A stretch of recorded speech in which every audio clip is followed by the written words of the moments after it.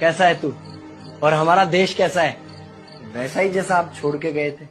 यानी कि हम अभी भी अंग्रेजों के गुलाम हैं? नहीं, अंग्रेजों से तो हमें 1947 में ही आजादी मिल गई थी। अच्छा, तो अब तो हमारे अपने लोग देश चलाते होंगे ना? हाँ, तब तो देश काफी आगे बढ़ गया होगा। जब हमारे अपने लोग देश चला रहे हैं तो गरीबी और भ्रष्टाचार का तो नाम ही नहीं होगा। सबको बराबर हक दिया जाता होगा, किसानों और मजदूरों का अच्छा ध्यान रखा जाता होगा ना? नहीं, ऐसा तो कुछ नहीं है। तो कैसा है बताना मुझे। कैसे हमारे अपने नेता, हमारे आजाद भारत के नेता, 100 साल हो गए मुझे गए हुए, बताना। हमारे अपने नेता वो तो अपनी जेबें भरने में लगे हुए हैं।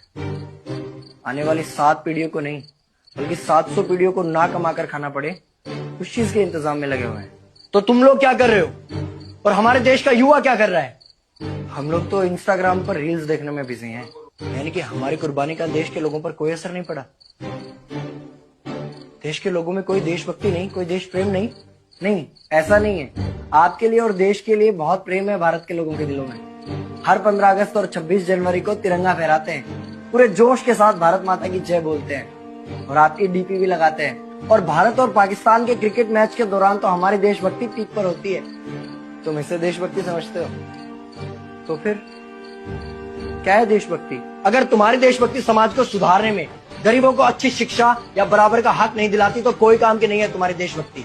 भ्रष्ट नेताओं और सरकार के खिलाफ आवाज उठाओ, लोगों को एकजुट करो। लेकिन अगर हमने सरकार के खिलाफ आवाज उठाई या नेताओं से सवाल पूछे तो हमें एंटी नेशनलिस्ट कहा जाएगा या हमें गद्दार करार दे दिया जाएगा। तो डरता है? 23 साल का था मैं जब अंग्रेजों ने मुझे फांसी पर चढ़ा दिया। मुझे तो आतंकवादी कहा गया था। अगर अब नहीं जागे तो ये देश सोता रहेगा। ये सरकारें, ये नेता देश को बेच खाएंगे। इस भ्रष्ट सरकारी तंत्र से लड़ो। देश को क्रांति की जरूरत है। क्रांति यानी कि हमें हथियार उठाने होंगे, बंदूकें उठानी होंगी जैसे आपने उठाई थी। नहीं, हमारी क्रांति विचारों की थी। जब अंग्रेजी हुकूमत ने हमारी आवाज नहीं सुनी तो हमने और जोर से आवाज लगाई और अपने विचार रखे।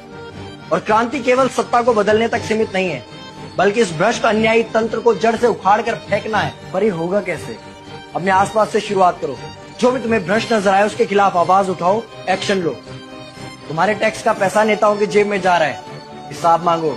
अपने वोट का सही इस्तेमाल करो, लोगों को जागरूक करो और इस देश को आजाद करवाओ। इंकलाब जिंदाबाद, इंकलाब जिंदाबाद।